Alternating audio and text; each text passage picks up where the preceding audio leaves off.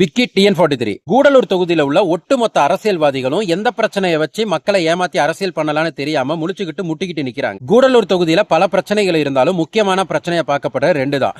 ஒன்னு டாண்டி, இன்னொன்னு செக்ஷன் 70. பல வருஷமா டாண்டி மக்களை வச்சு அரசியல் பண்ணிட்டு இருந்த ஒரு பெருங்கட்சியை அவங்களோட வாழ்வாதாரத்தை குழி தோண்டி புதைச்சி நடு ரோட்ல நிறுத்தியாச்சு. இனிமே அவங்க அந்த பக்கம் ஓட்டு கேட்டு போனாங்கன்னா அதோட கேவலம் வேற எதுவுமே இல்ல. செக்ஷன் 70 பிரச்சனையை வச்சு அரசியல் பண்ணணும்னு நினைச்சிச்சு இன்னொரு பெருங்கட்சி. ஆனா அவங்க ஒரு வீடியோ போட்டாங்க. அதுக்கு அடுத்து நம்ம அடிச்ச ஆப்புல ரெண்டாவது வீடியோ வரவே இல்ல. கூடலூர் தொகுதியில உள்ள பிரச்சனையில மூணாவது முக்கியமான பிரச்சனை என்னன்னு பாத்தீங்கன்னா கண்டிப்பா டிராபிக் பிரச்சனை. டிராபிக் பிரச்சனையெல்லாம் வச்சு அரசியல் பண்ற அளவுக்கு கேவலமான சூழல்ல தான் இருக்குது கூடலூர் தொகுதி.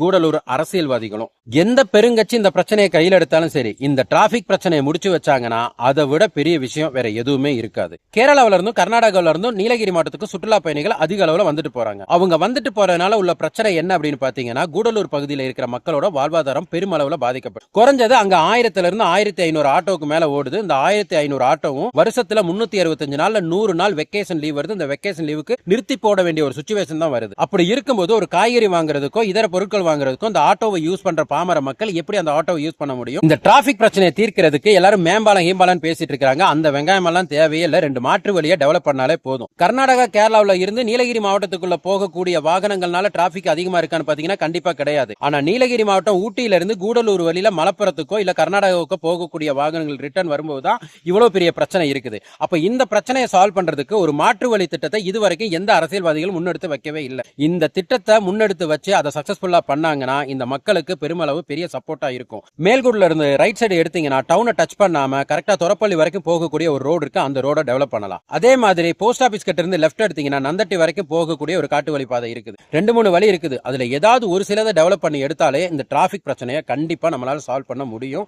அந்த ஏரியாவும் டெவலப் ஆகும். இந்த ரெண்டு மாற்று வழியும் நம்ம ஊருக்குள்ள வந்துச்சுன்னா கூடலூர் பகுதி மக்களோட வியாபாரிகளோட வாழ்வாதாரம் மேம்படும்ன்றதுல எந்த மாற்று கருத்தும் இல்ல. அதே மாதிரி ஆட்டோ டிரைவர் அதிக அளவுல பாதிக்கப்படுறது அவங்க தான். கூடலூர் டவுன் பகுதியில் இருக்கிற வியாபாரிகள் பலருக்கும் தவறான ஒரு புரிதல் இருக்குது. அது என்னன்னா டூரிஸ்ட் வரனால தான் நம்மளோட வாழ்வாதாரம் மேம்படும் அப்படின்னு. கண்டிப்பா கிடையாது. அவங்க வந்து வண்டியை ஃபுல்லா ஜாமாக்கி போட்டு விட்டு அவங்க பாட்டு காருக்குள்ள உட்கார்ந்து இருப்பாங்க. 10 பைசாவுக்கும் உங்களுக்கு பிரயோஜனம் கிடையாது. தேவைப்படுறவங்க உள்ள வரலாம், மத்தவங்க வெளியில போலான்னு ஒரு மாற்று வழி அமைச்சு கொடுத்தா மட்டும்தான் கூடலூரோட இந்த மூன்றாவது முக்கியமான பிரச்சனை, மக்களோட வாழ்வாதாரம் சார்ந்த பிரச்சனை தீரும். உண்மையிலே கேவலமா இருக்குது. மக்களோட வாழ்வாதாரத்தை தீக்கிறதுக்கு ஒரு டிராபிக் ஒரு பிரச்சனையா இருக்கும். அதை வச்சு அரசியல் பண்ணலாம் அப்படிங்கிறது. அப்புறம் ஒரு முக்கியமான விஷயம் என்னன்னா இந்த வீடியோ முழுக்க முழுக்க நம்ம ஊர்ல உள்ள அனைத்து கட்சி சார்ந்த அரசியல்வாதிகளுக்கு. ஏன்னா இந்த பிரச்சனையை முதல்ல முடிங்க. எந்த கட்சிக்காரங்க வேணாலும் இதை கையில எடுத்து இதை முன்னெடுத்துட்டு கொண்டு போறதுக்குள்ள வழிய பாருங்க. எங்களுக்கு மாற்று வழி வேணும் அப்படின்னு கேட்கறத விட எங்களுக்கு ஒரு பைபாஸ் ரோடு வேணும்னு கேளுங்க. அந்த அடிப்படையில வந்துச்சுன்னா அது ஈஸியா நடக்கும். தொரப்பள்ளியில இருந்து பார்டர் வரைக்கும் மேம்பாலத்தை கொண்டு போகணும்னு ஒரு விஷயம் சொன்னீங்கல்ல, அதை தூக்கி குப்பையில போட்டு